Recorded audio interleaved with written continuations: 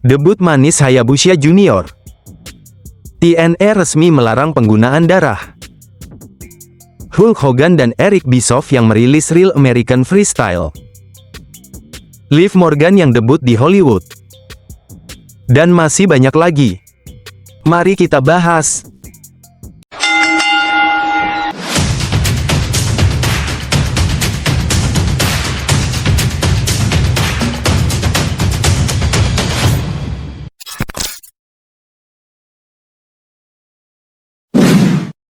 Debut manis Hayabusa Junior. Kejutan besar terjadi di Zero Lucha Fiesta Special pada tanggal 27 April tahun 2025 ketika Hayabusa generasi kedua resmi debut dengan mengalahkan Masato Tanaka lewat kombinasi Tiger Driver 19-1 dan Firebird Splash. Penampilannya langsung memukau, dari Top Con Hilo spektakuler hingga Falcon Arrow sempurna, menghidupkan kembali gaya legenda FMW yang tewas tahun 2016. Penonton pun terharu, terutama saat Hayabusa baru ini menirukan gerakan ikonik Eiji Ezaki seperti Swan Dive Senton atau Miko. Pertarungan selanjutnya sudah dijadwalkan melawan Mammoth Sasaki dan Tanaka pada tanggal 7 Mei di Kawasaki. Komentar kalian. TNA resmi melarang penggunaan darah. TNA secara resmi melarang penggunaan darah berlebihan dan bleeding atau pendarahan sengaja demi keselamatan atlet mereka dan menjaga hubungan baik dengan sponsor, meski darah alami akibat benturan masih diperbolehkan. Kebijakan ini menarik perhatian jelang tayangan match dog collar berdarah antara Steve Maclin versus Eric Young. Di sisi lain, TNA mengangkat Eric Tompkins mantan direktur produksi TV dan Ross Foreman mantan kepala media relations sebagai wakil presiden yang baru. Ini menandai perubahan struktur manajemen perusahaan. Komentar kalian. Hulk Hogan dan Eric Bischoff yang merilis Real American Freestyle.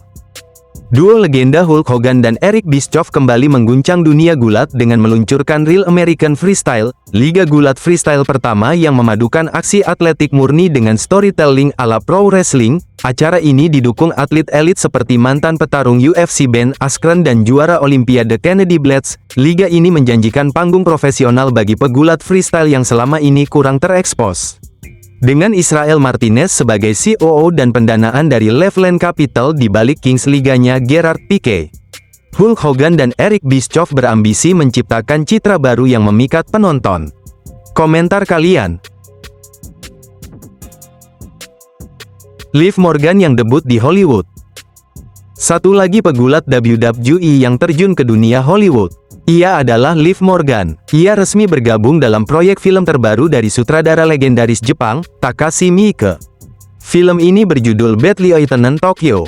Laporan eksklusif dari Deadline menyebutkan bahwa Liv Morgan akan beradu akting dengan aktor kenamaan Jepang Sun Oguri yang pernah main di film Cross Zero, Godzilla vs Kong dan aktris Inggris Lily James. Film ini akan diproduksi oleh Neon dan ditulis oleh Daisuke Tengan, yang sebelumnya dikenal melalui karya-karyanya seperti Audition dan 13 Assassins, dua film yang juga diarahkan oleh Miike. Battle Lieutenant Tokyo diangkat dari film neo-noir crime yang berjudul sama yang dirilis pada tahun 1992 dan disutradarai oleh Abel Ferrara, dengan Harvey Keitel sebagai pemeran utama. Film tersebut bercerita tentang seorang polisi korup yang berusaha melunasi utang judi dengan menangkap dua penjahat. Dalam versi Miike, Sun Oguri akan memerankan sosok letnan korup yang terseret dalam jaringan misteri setelah seorang agen FBI, diperankan oleh Lily James, datang ke Tokyo.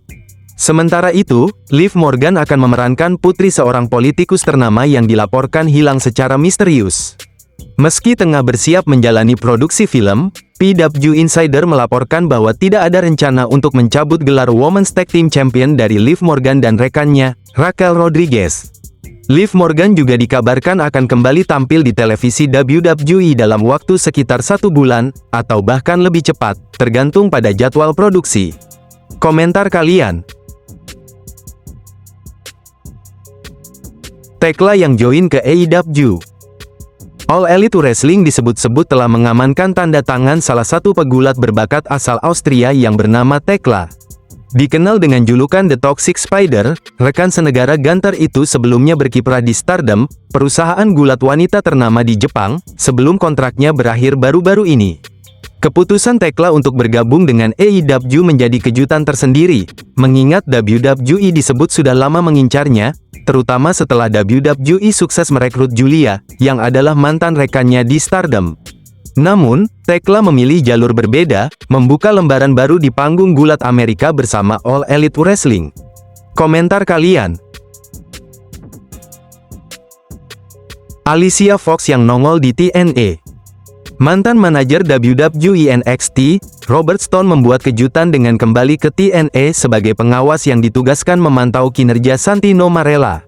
La juga memperkenalkan Alicia Fox sebagai wakil baru yang akan menantang juara Knockouts, Masha Slamovic di Under Siege. Kedatangan Robert Stone langsung memicu reaksi Tessa Blanchard yang mendukung gagasan penggantian posisi Santino Marella. Drama kekuasaan baru saja dimulai di TNA, komentar kalian? Co-op yang menggunakan nama lamanya. Perusahaan hiburan gulat terbesar di dunia WWE, secara resmi menghentikan upaya pendaftaran merek dagang atas nama Ring Eights.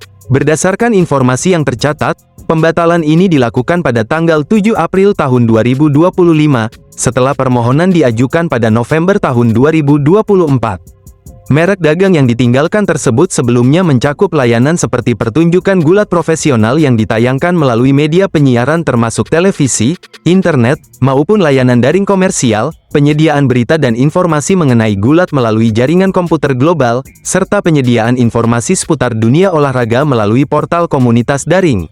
Meski demikian, WWE masih mempertahankan merek dagang Eights untuk kategori pakaian. Merek ini tetap aktif untuk berbagai produk seperti atasan, jaket, bawahan, pakaian dalam, piyama, sepatu, sandal, dan topi. Jadi, Adam Copeland bisa saja menggunakan nama ring lamanya lagi di AEW jika beliau mau. Namun untuk produksi merchandise pakaian, tidak diperbolehkan secara hukum karena trademarknya masih dimiliki WWE untuk kategori tersebut. Buat kalian yang bertanya mengapa perusahaan gulat, khususnya WWE, hobi mentrademark.